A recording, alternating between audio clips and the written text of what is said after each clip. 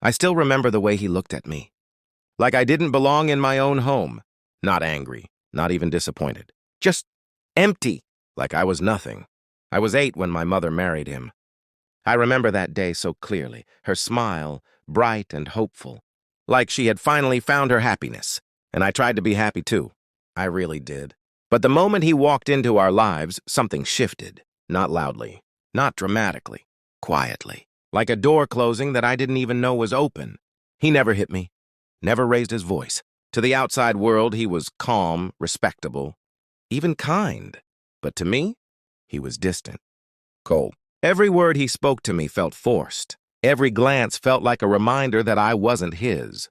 "You should learn to stay out of the way," he once said, not even looking at me. And I did. I stayed quiet. Ate in silence. Laughed less. Took up less space. Because somehow, I always felt like I was borrowing a life that wasn't mine. My mother tried to bridge the gap. She'd say, "He just needs time," or "He's not used to children." But years passed, and nothing changed. If anything, it got worse. He treated me differently than the children they had together later. Softer with them, warmer, present, and with me, there was always that invisible line, that reminder. "You are not one of us." I grew up trying to earn something I could never quite reach. His approval, his acceptance, his love. But no matter how hard I tried, I always fell short. Until one night, everything changed, and the truth I had been living without for years finally found me.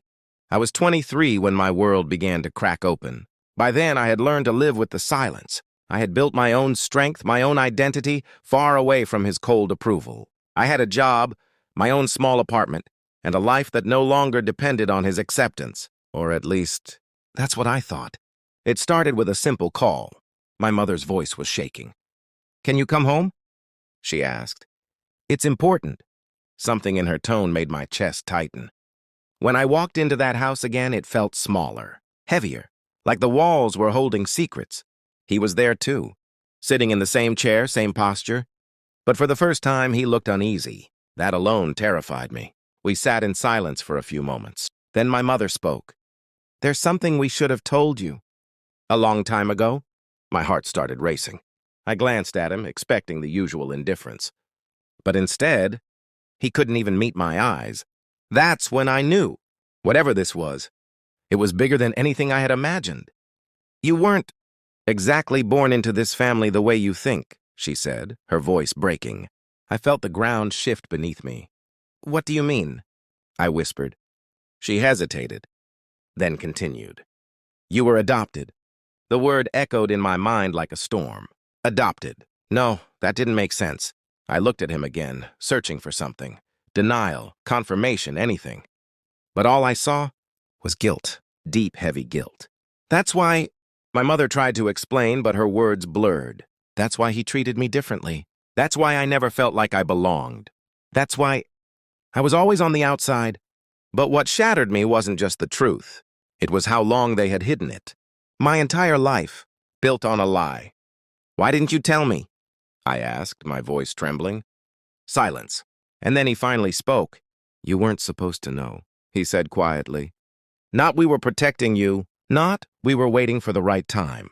Just you weren't supposed to know." In that moment, something inside me broke. Not loudly, but completely. I stood up, my hands shaking. "All these years," I said, my voice barely holding together, "you made me feel like I didn't belong." He didn't deny it. Didn't even try. Because deep down, we both knew it was true.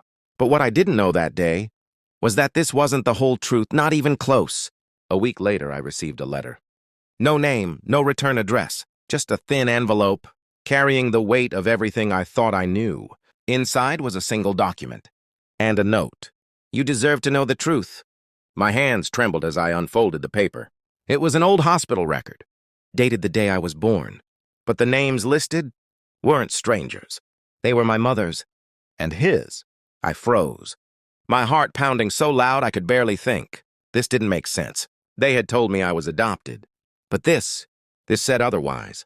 I drove back to the house that same night, the paper clutched tightly in my hand. When I walked in, they both looked up, surprised, uneasy. I didn't sit, didn't hesitate.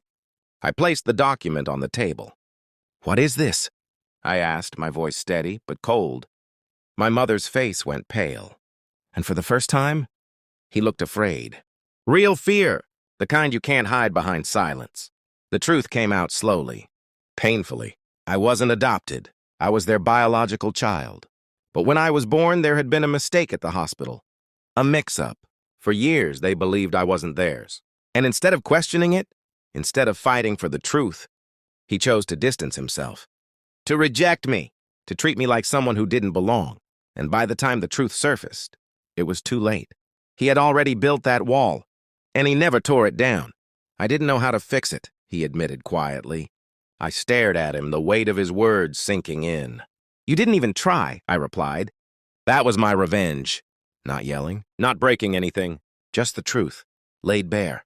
The consequences of his choices, standing right in front of him. Because no matter what the truth was, he had still chosen to push me away. And now, he had to live with that. I walked away that night, not with anger, but with clarity. Because sometimes revenge isn't about hurting the other person. It's about finally seeing your own worth and refusing to let anyone take that from you again. I spent years believing I didn't belong. But the truth is, I always did.